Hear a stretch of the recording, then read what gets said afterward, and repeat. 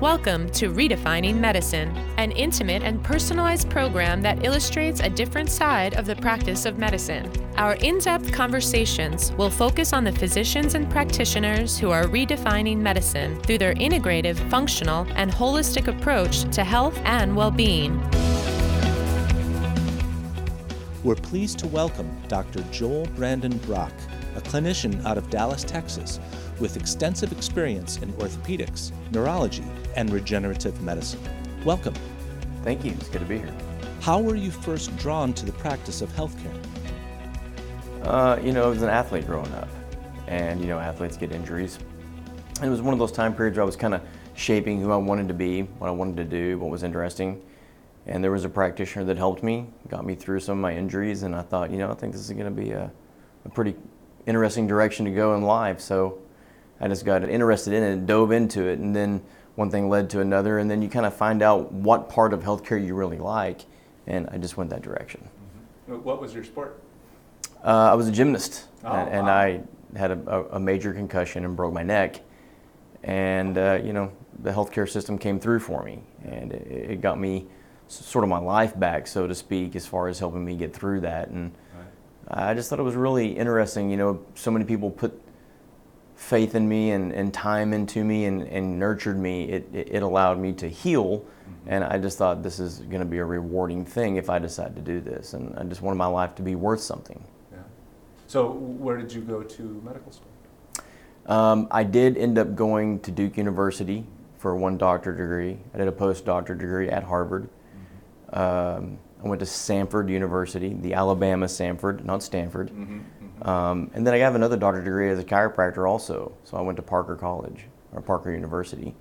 So pretty diverse. And right now I'm doing an orthopedic fellowship at Duke University. You've been recognized for your extensive research on injured military veterans, PTSD, and traumatic brain injury. Can you share a little bit about how you got into that and your findings? Well, just being interested in neurology in general is kind of my past, probably for the last 20 years. And, we go through this situation where we have these major conflicts and people are deployed for long periods and they see things that, to be quite honest, are devastating. There's a million reasons for PTS. But I just realized that one of the ultimate things that you could do, psychologically and neurologically, is to help those that have really stepped out on a limb and done something for their country. And so, we started doing some work with people with PTSD or PTS, and we looked at the brain, we looked at their function, we looked at all the things that go along with it. Many of them had concussions, many of them had co-infections, many of them had autoimmune diseases. And all these things together, we're putting together sort of a milieu of symptoms that were driving the concussion and not allowing it to heal because there was constant inflammation. So they were becoming post-concussive, and they had PTS at the same time. And it's just a terrible combination. So one of the things we wanted to do was unravel some of the causes, look at some of the comorbidities that perpetuate it, and then see the overlap between a head injury and PTS. And there was a significant amount of overlap, at least in the military. Mm-hmm. And so what can be done for people that are suffering from that? That's the question, One of the things that we did was we realized that a workup has to be comprehensive. You have to say, okay, look, we've got to look at your vestibular system. We have to look at your neurocognitive function and see if you have any cognitive impairment. So the complete neurological and vestibular evaluation is super important, along with balance and everything else. Well, then we realized that a lot of labs or things that show up in labs can be a problem. For instance, are your hormones okay? So hormones can perpetuate a head injury, and a head injury can change your hormonal output. So we realized, wow, that's another dynamic that goes into this. And then we realized a lot of people get autoimmunity from either stress or exposure, so we had to check some of those things. And then we realized that a lot of people were in places that they shouldn't have been or have never been before, so they got infections. Yeah.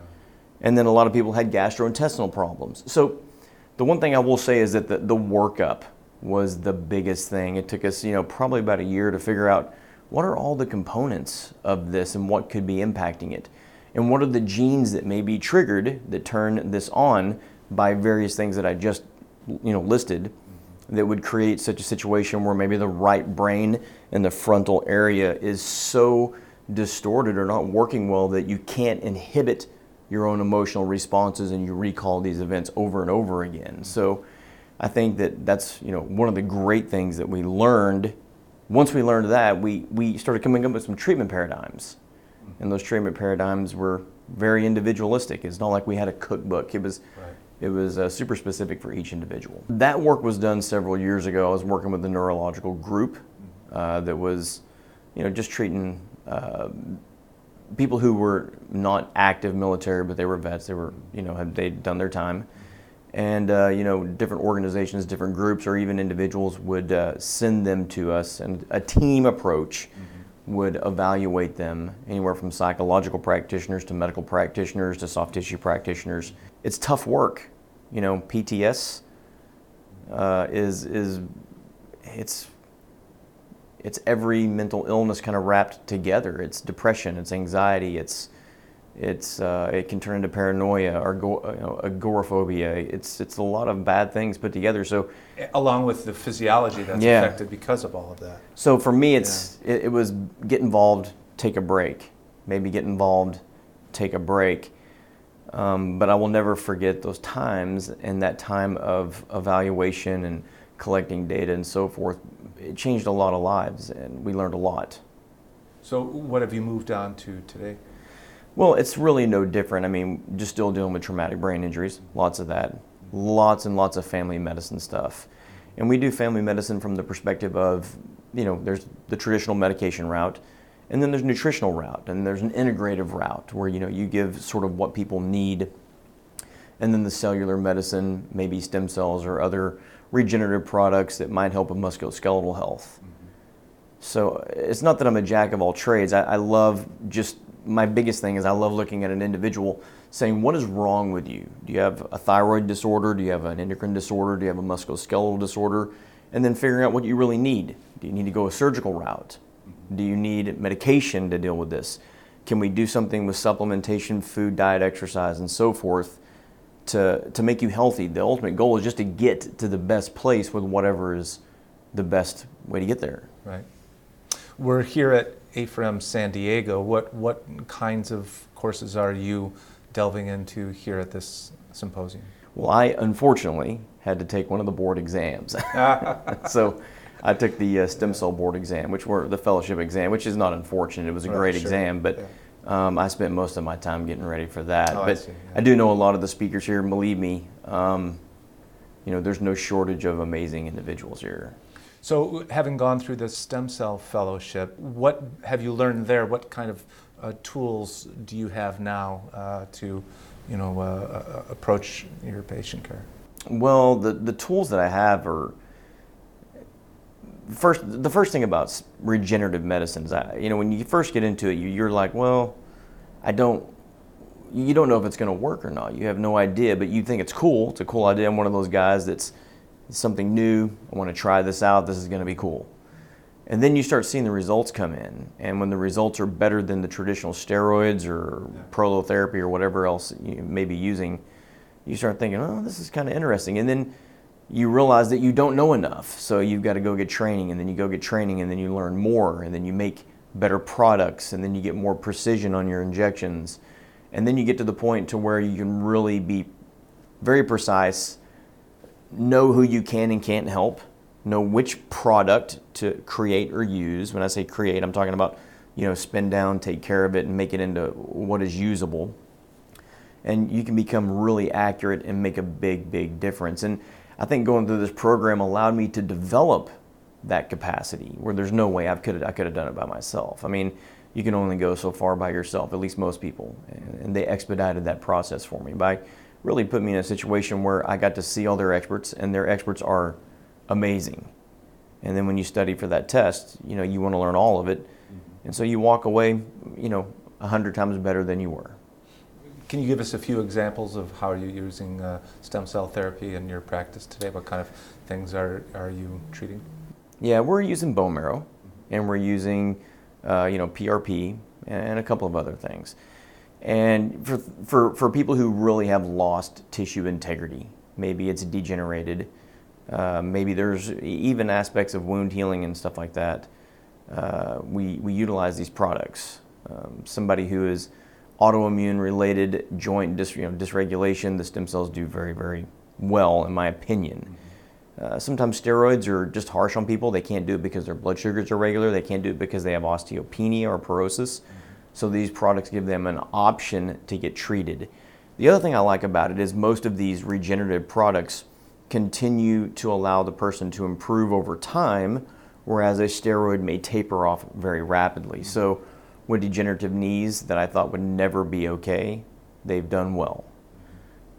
Do people still need knee replacements? Absolutely. Learning how to screen the candidate has been something that we have spent a lot of time on. And then giving people a realistic prognosis, like, hey, this is what you can expect and this is what I wouldn't expect. But it's just for basically every joint, ever from the spine to the shoulder to the elbow to the knee to the hips, ankles, we do quite a bit of it. Alongside being an active clinician, you also devote a significant amount of time offering educational support to other practitioners. How, if at all, does being an educator influence your approach to medical care for your patients? That's a great question. And listen, I think the greatest blessing I've ever had in healthcare is learning how to educate. Because if you can educate other doctors, that grows exponentially on how many people's, how many lives you touch. But your patients also want to be educated. They want to be taught what you're going to do to them. They want to know if you know what you're doing. They want you to be able to draw out structures or label structures or discuss the things that you're going to do. So education has just flown from the classroom right into my office. I treat it very similar, and I think that the majority of my patients like that. The ones who don't, I learn pretty quickly, and then I just say, this is what we're going to do. If you agree with this, let's just move on. But the educational part has been as good as anything else that I've been part of. Additionally, you provide education and facilitated learning for governmental agencies. What role do you believe clinicians ought to have within the development of governmental policy? Well, when it comes to healthcare, if we were doing policy in finance, you would want to have somebody that's skilled in finance. You wouldn't want just a person up there making rules. You need to have advisors. And I think that there needs to be people who are in healthcare that are interested in working with government to help fix some of the healthcare issues that we have. They're very complicated. And then there's a lot of things, in particular situations like traumatic brain injury or PTS. The higher ups are looking for people who will say, these are some of our findings. Can you combine it with somebody else's findings so that we can make this picture grow and we can start coming up with solutions for people and a way to diagnose people and a way to label them disabled or not disabled and then how to deal with them and take care of them. And I think that if you get involved with government or government policy or people who are really in the government that are just trying to figure out ways to deal with some of these really, really perplexing situations, it's rewarding. And it's nice to be able to say that you contributed, to maybe a system that will allow help to those who really need it. Well, it sounds like you are helping a variety of different populations, from your patient population, helping other physicians understand some of the science that you're learning, and our government as well. So thank you for all your efforts in that regard. Yeah, thank you. And thanks for joining us today. Thank you. Appreciate it.